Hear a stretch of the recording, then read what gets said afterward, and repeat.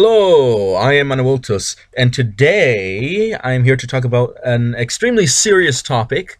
Now, a lot of newer subscribers may not be aware of this, but I occasionally talk about more serious topics, and I like to talk about them in a respectful manner, so that if you respectfully disagree, please do so in the comments below, and then perhaps we can have a respectful discourse.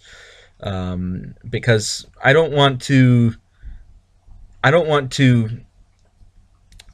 offend anyone. Okay, I'm not trying to be offensive. If you take offense, then I assure you that none was given. I'm simply trying to establish a discourse on a serious topic and putting in my 2 cents along the way.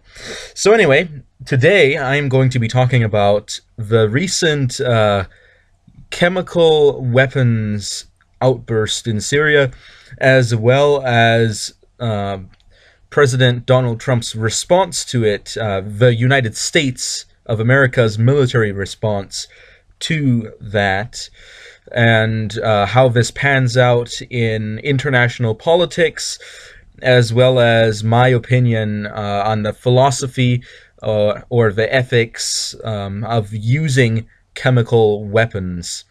So anyway, for those of you who lived under a rock, by the way, these things that I'm talking about may not be up to date by a day or two, depending on some news that may have come out. So if news came out, let me just tell you that I may not be 100% up to date on this. So keep that in mind if you're going to comment. Okay, so what occurred is earlier in April, I believe it's still in April, there was an outburst where clearly chemical weapons were detonated in a town in Syria held by Syrian rebels. And the main story in the Western group, the US and the EU, is that Syria had launched a chemical weapons attack. Now this, the Syrian government, that is. Now this, of course, would not be unprecedented, because we know that Syria has frequently used chemical weapons in the past during their civil war. However, Syria had made a promise that was authenticated by Russia that Syria had ceased to use chemical weapons, etc. Now, regarding this incident, it's important to know that there's more than one explanation for the chemical weapons outburst that has been given. The Syrian government, as well as the Russian government, is saying that the chemical weapons were already there and that they were detonated by the airstrike, in the sense that the Syrian rebels were stockpiling chemical weapons and that they were then detonated by the attack.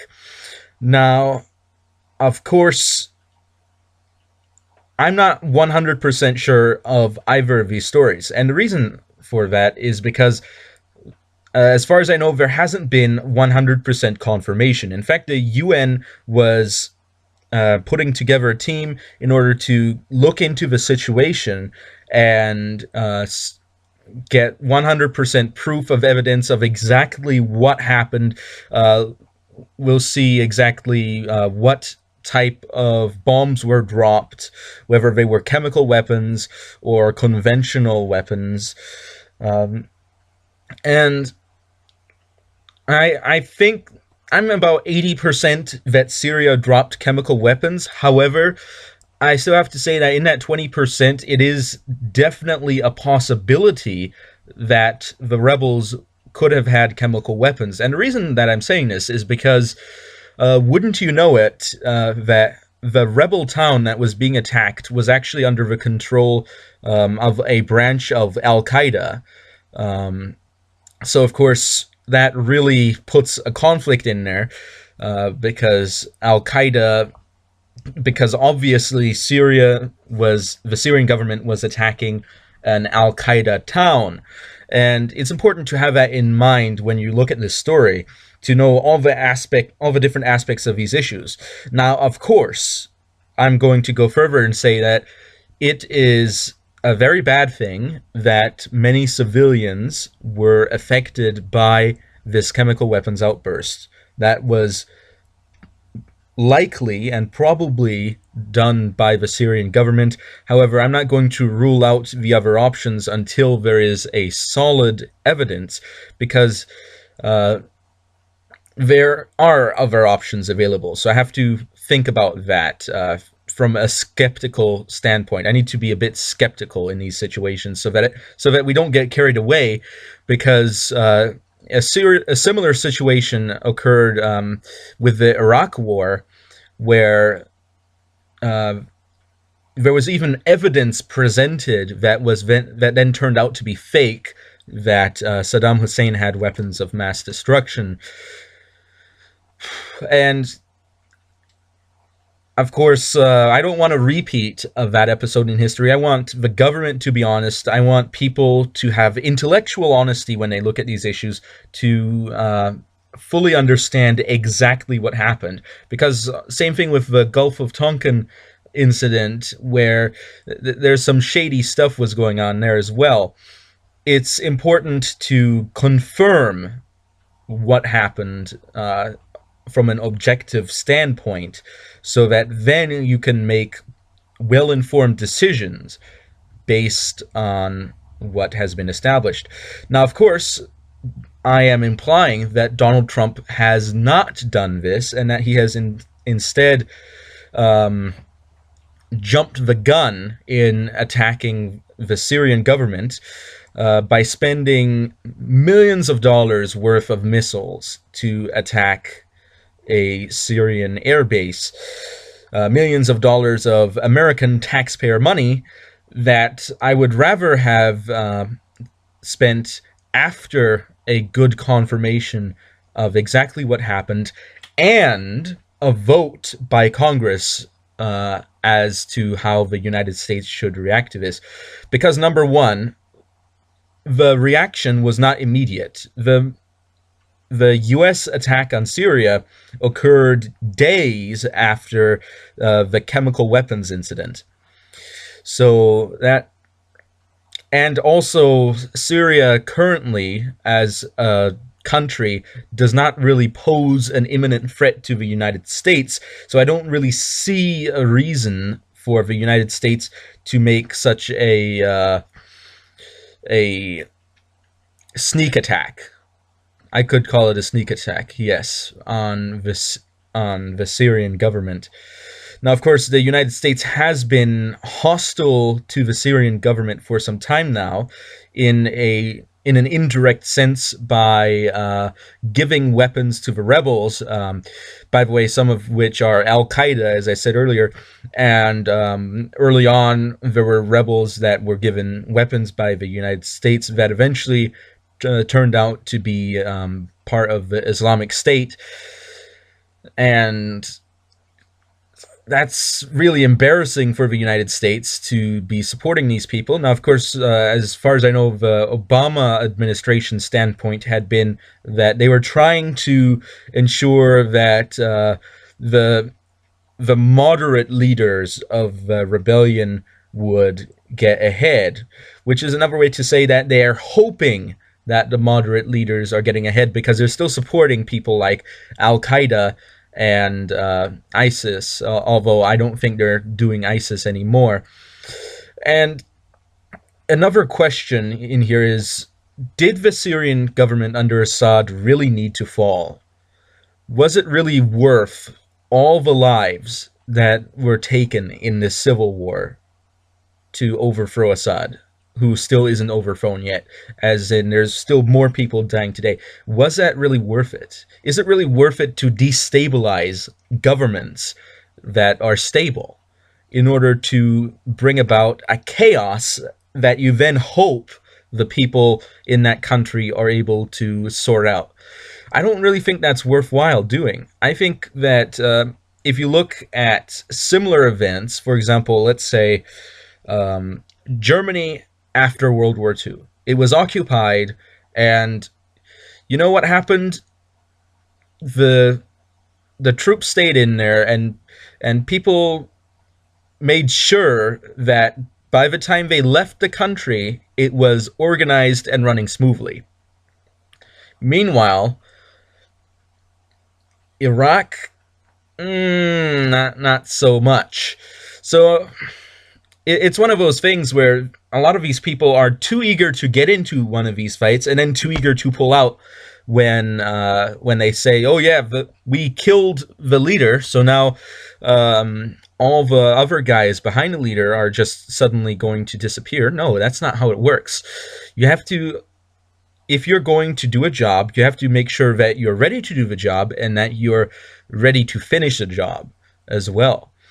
So I don't think that Trump's decision was a very informed decision or a very wise decision, especially from an international standpoint, knowing that Russia had warned the United States beforehand that that the United States should not be messing with Syria in such a manner.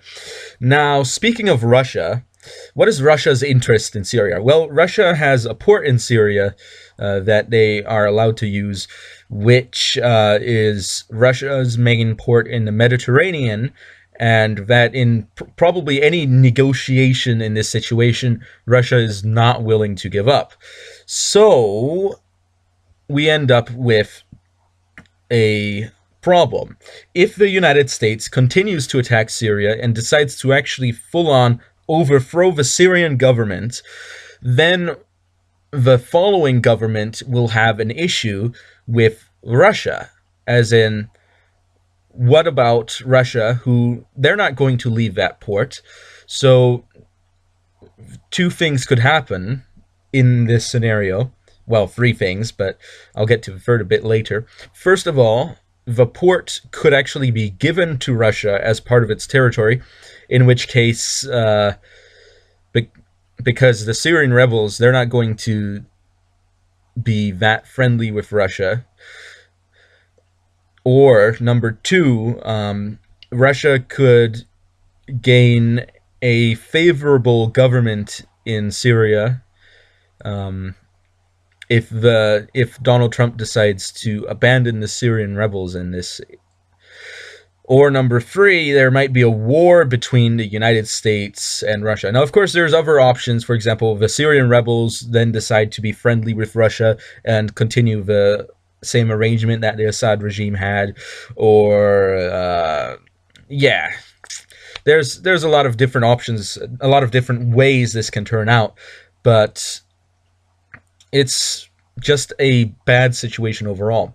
Okay, so now about chemical weapons. My stand on chemical weapons.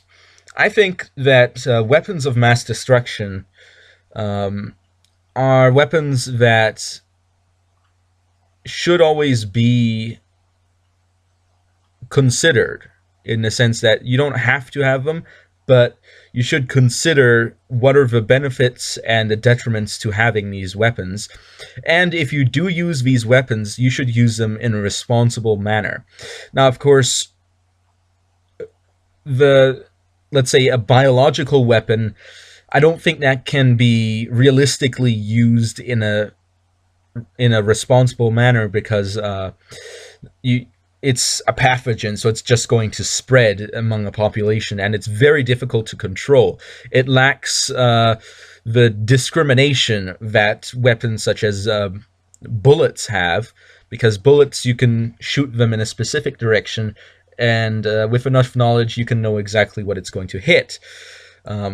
Chemical weapons are not as discriminating as bullets, in the sense that they just spread out a gas or splatter an acid or something, depending on what kind of chemical weapon you're using. They spread out a gas over a large area that maybe the wind can then blow. Now, of course, this means that it is an indiscriminate weapon.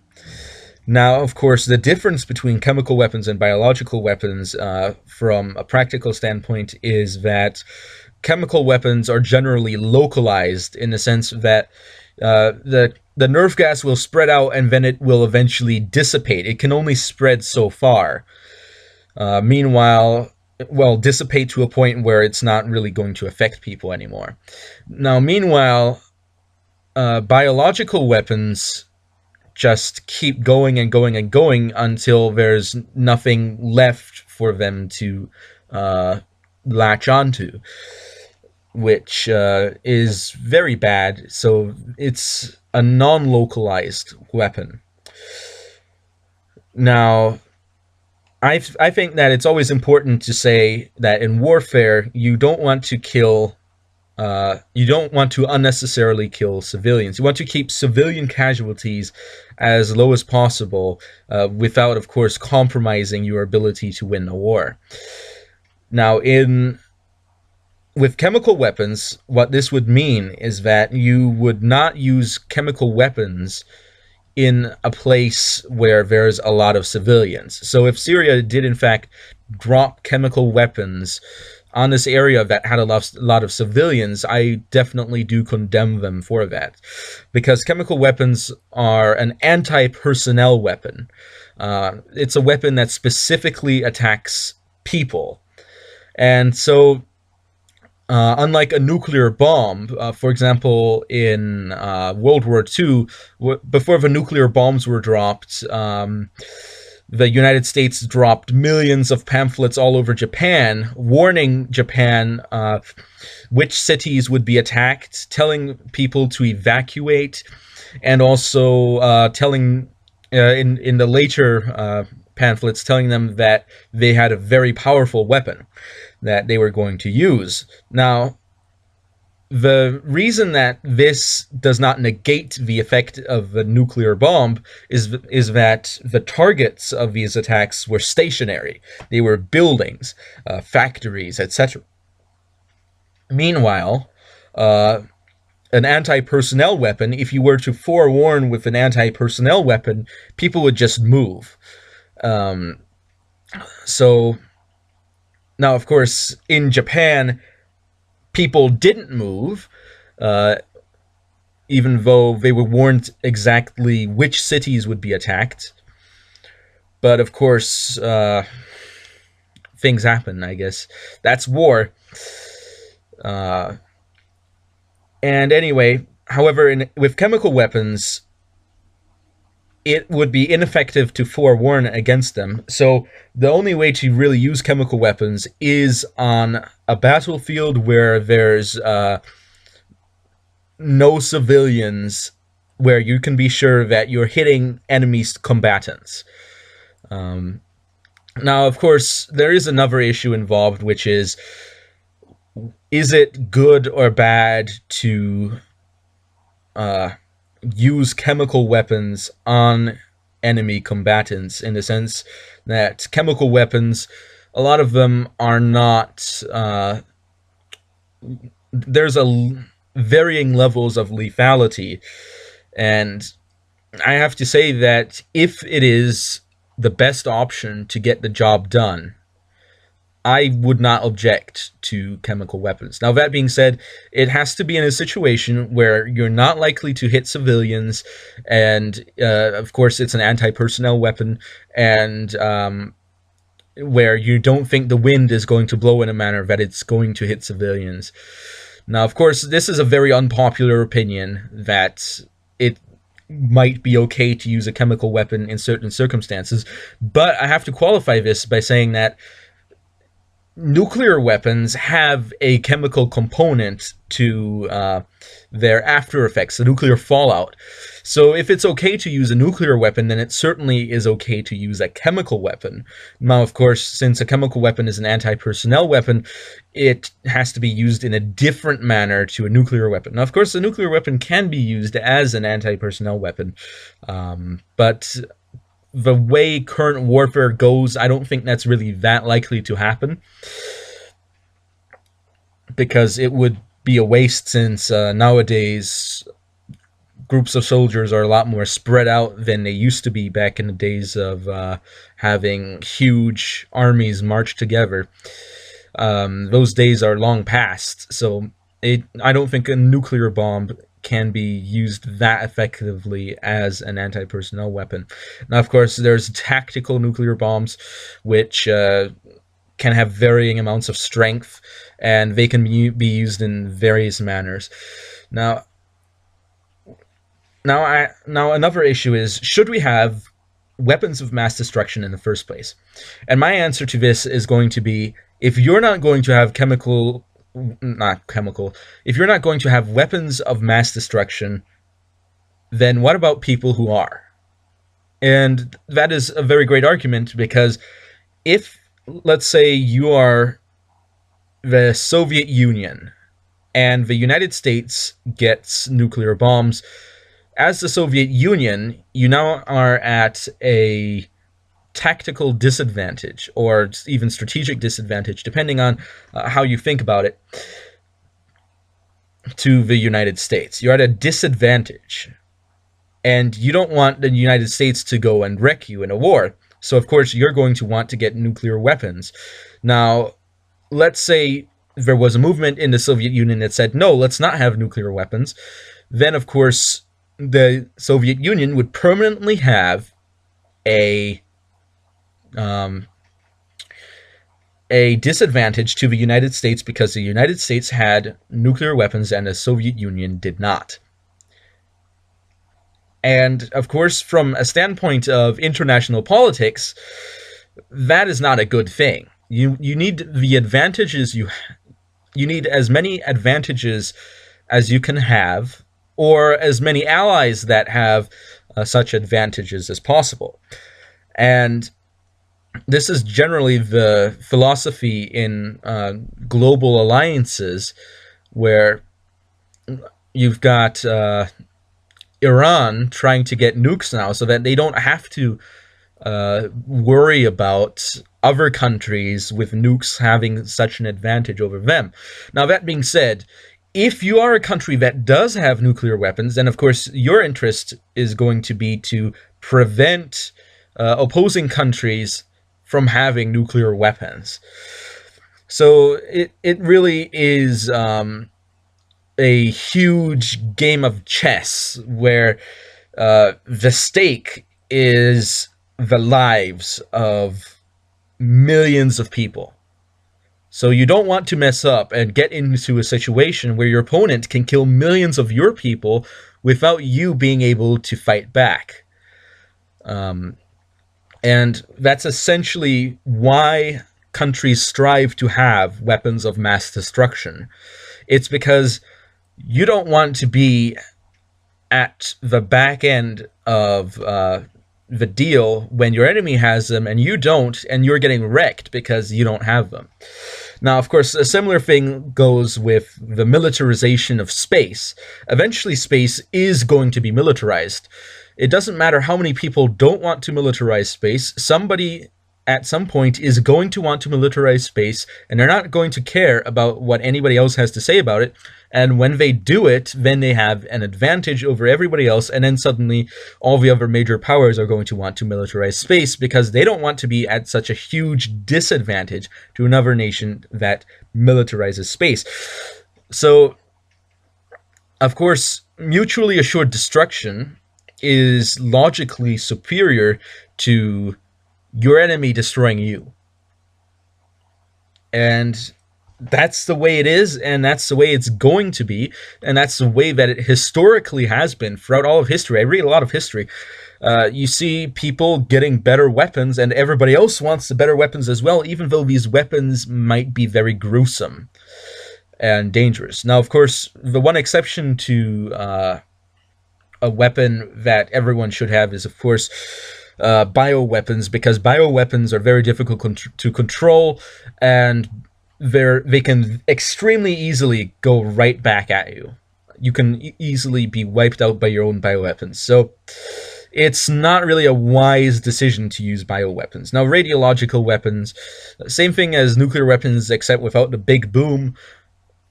I don't think they're very good either. Of course, if you use them in areas where there's only enemy combatants, then whatever you need to do to win the war, because my philosophy is, in a sense, all's fair in love and war, in the sense that if there's an enemy combatant, you have to do what you can do to defeat the enemy combatant so that you win.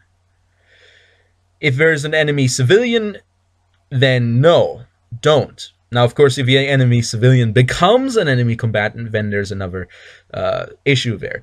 Now, of course, in Syria, so instead of dropping a chemical weapon on these people and then indiscriminately killing civilians, it would have been a better idea to use perhaps soldiers to go in and shoot the Al Qaeda members and then not shoot the civilians. Now, of course, I know my opinion is going to be very controversial to some people, so I ask you that to please write in the comments below, and perhaps we can have a civilized discussion about the good things and bad things about chemical weapons, and what is going to happen politically in this situation. Wow, I've been talking for several minutes straight. Holy cannoli, I can seriously talk. Man, that is a lot of talking that I've done there. So, once again, I need to reiterate, I don't think warmongering is a good thing. I don't like the fact that people die in war. I don't want people to die in war. I want to live in a world where people don't want to go to war. And that would be great. But of course, we don't live in that world, so the next best thing is to ensure that you can protect your own country so that other people from other countries can't just kill your people. And that is the principle of weapons development, really, in most instances. Now, of course, in some instances, it's because people want to attack other people to take their stuff, and I don't think that's morally justifiable. But once again, do comment. Thank you all for listening, I suppose, since not much would have been going on the screen. And and I guess I'll see you all next time. And Wiltos over and out.